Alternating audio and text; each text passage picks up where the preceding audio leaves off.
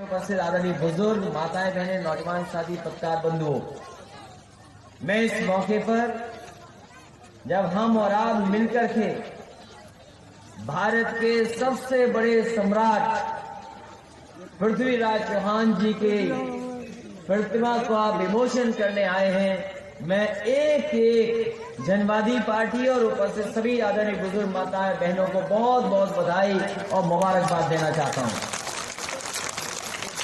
यहाँ के BD college के प्रबंधक महादेव जी चौहान जी का भी धन्यवाद देते हैं कि उन्होंने इतनी दूर और बिल्कुल ग्रामीण क्षेत्र में, गांव में लोगों को जगाने का काम किया है।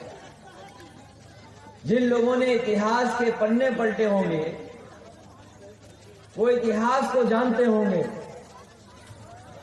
कि इस देश में दिल्ली की गद्दी पर सम्राट पृथ्वीराज चौहान राज करते थे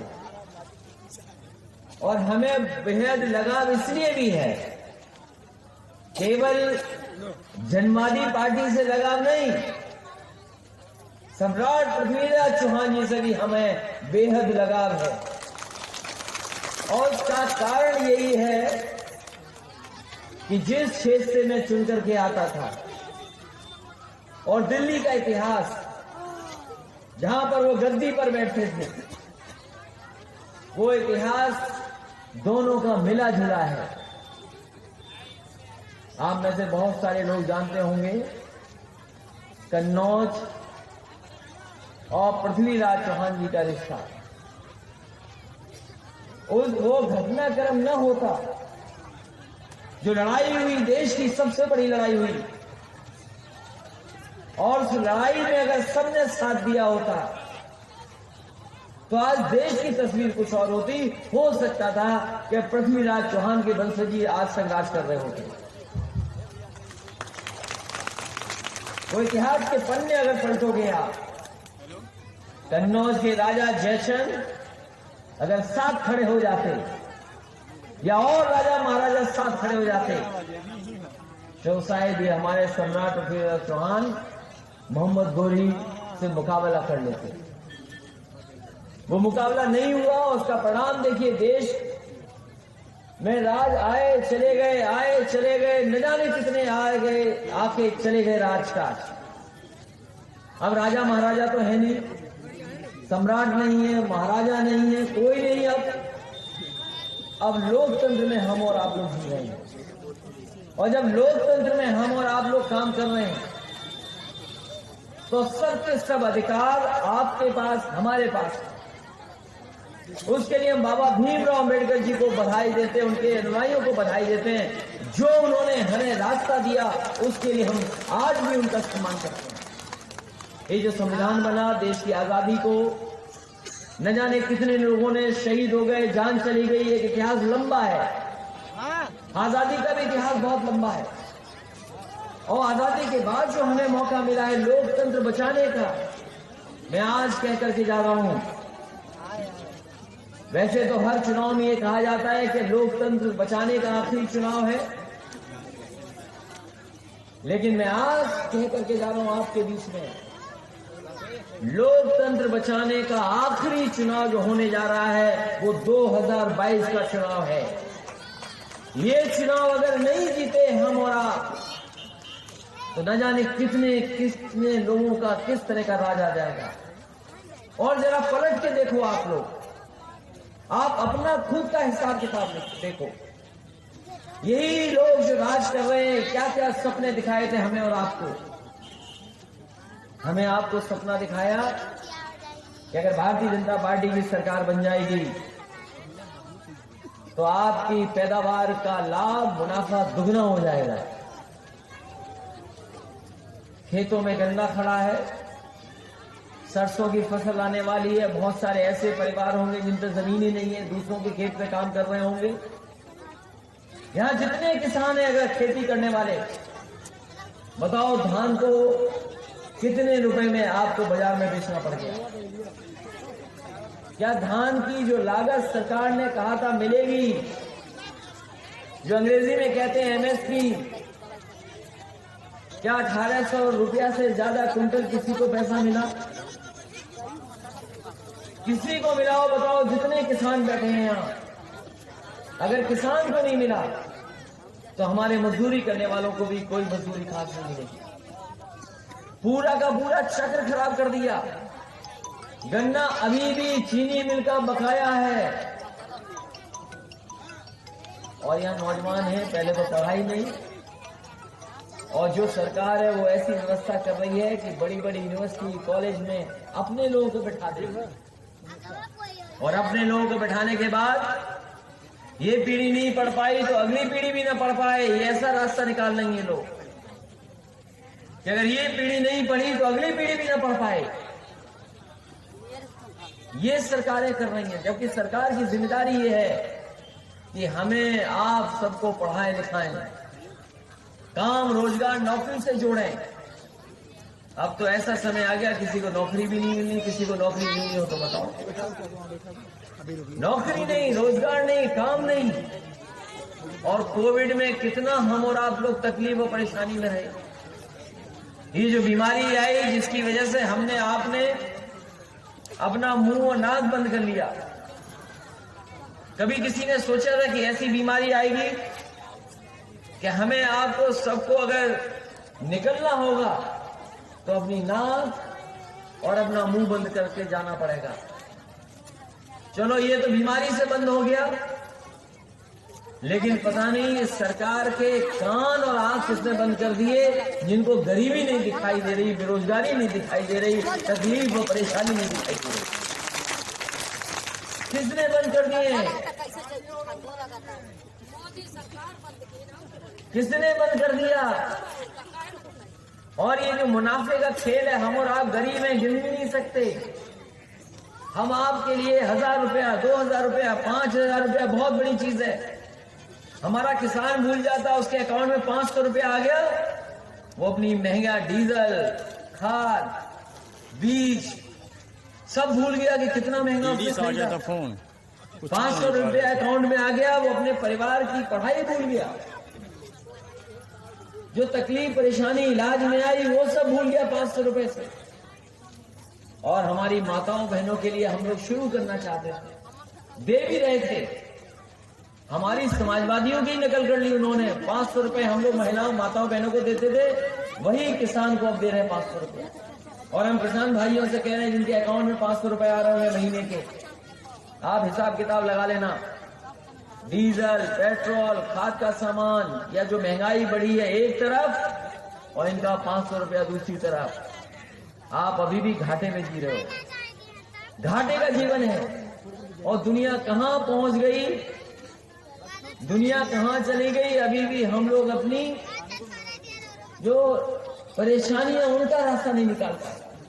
न घर है हमारे पास, पक्का घर नहीं, अभी सर्दी बढ़ जाएगी कपड़े नहीं, बीमार हो गए तो दवाई नहीं, इलाज नहीं, अगर जैसे तैसे पढ़ाई भी कर ली तो नौकरी रोजगार नहीं। न जाने कितनी चीजों से हम लोग घिर गए, और घिर गए गरीबी से और शिक्षा न होने से। इसलिए हम बहुत सी चीजें का रास्ता नहीं निकाल पा रहे। हम बधाई देते हैं संजय चौहान जी हमसे जुड़े, हमारी पार्टी से लगातार जुड़ करके ये काम कर रहे हैं। मैंने कहा इनका कार्यक्रम मऊ में भी देखा था, ऐतिहासिक कार्यक्रम किया। वाराणसी में ऐतिहासिक चौहान समाज का कार्यक्रम था, और मैंने देख करके इन्हें लोकसभा का चुनाव लड़ा दिया। आप जानते होंगे लोकसभा का चुनाव लड़े थे, कितने लोग जानते हैं कि लोकसभा के चुनाव लड़े थे लोग? किसी ने टिकट नहीं दी, हमने टिकट दे दी। और अगर भारतीय जनता पार्टी के लोगों ने बेईमानी न की होती तो आपके चौहान समाज का यही लोकसभा में बैठ करके आपकी आवाज उठा रहा होता। और कैसे हराया सोचो आप। 1000 रुपए लेकर के पहुंच गए बीजेपी के लोग, और वोट डालने वाली स्याही भी ले आए, और पहली रात में आपके स्याही लगा दी गरीबों की। गरीब को 1000 रुपया दिया, स्याही लगा दी उंगली पर। और वो शाम वाली जो दवा थी वो भी बहुत बटी इनके यहाँ।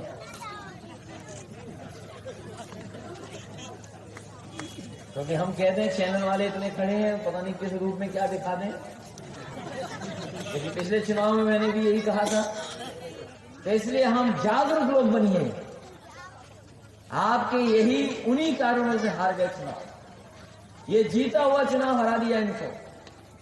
इसलिए आप एकजुट होइए और अपनी ताकत को पहचानिए।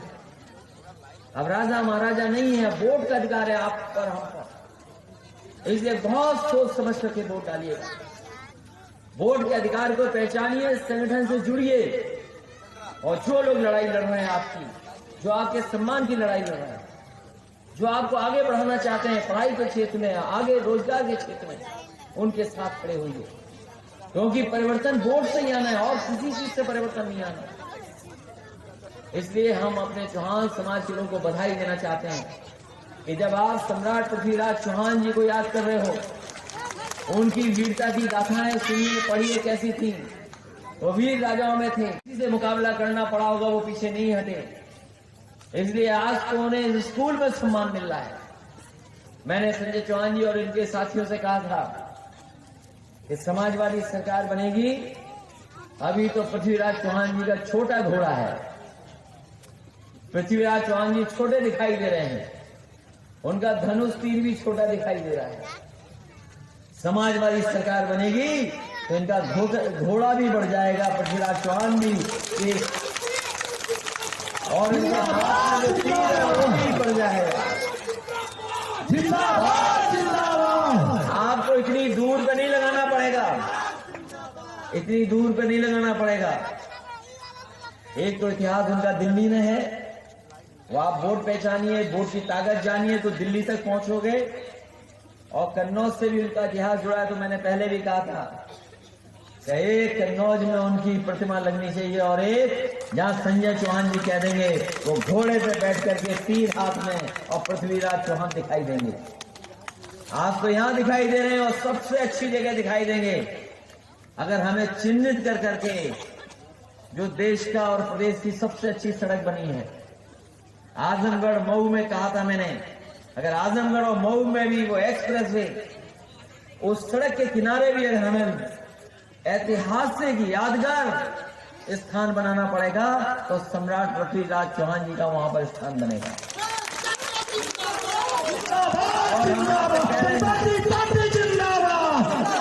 जिस दिन हमारे गरीब ये किसान भाई, गरीब माताएं बहनें जागरूक हो जाएंगी, उसी दिन से बदलाव आना शुरू हो जाएगा और नफरत की राजनीति खत्म होगी। ये भारतीय जनता पार्टी के लोग नफरत की राजनीति कर रहे हैं, कभी जातियों में लड़ाते हैं, कभी धर्म में लड़ाई करते हैं, हर चीज में भेदभाव दिखाई देता है। जात के आधार पर फैसला लेते हैं, बदनाम दूसरों को करते हैं और खुद जात के नाम पर फैसला लेते हैं। हमारी माताओं बहनों को 500 रुपया मिलता था समाजवादी पेंशन, आने वाले समय में सरकार बनेगी तो 500 से काम नहीं चलेगा, हमें 1000 रुपए या 2000 रुपए भी देना पड़ा तो हम देने काम करेंगे। अभी गिनती नहीं है किसी की, अभी तो गिनती नहीं किसी की। जिस समाज में चले जाओ वो समाज कहता हम सबसे ज्यादा हैं। और अगर समाजवादी सरकार थी तो बताओ, यही तो प्रचार होता था कि सब यादव लोग ले गए।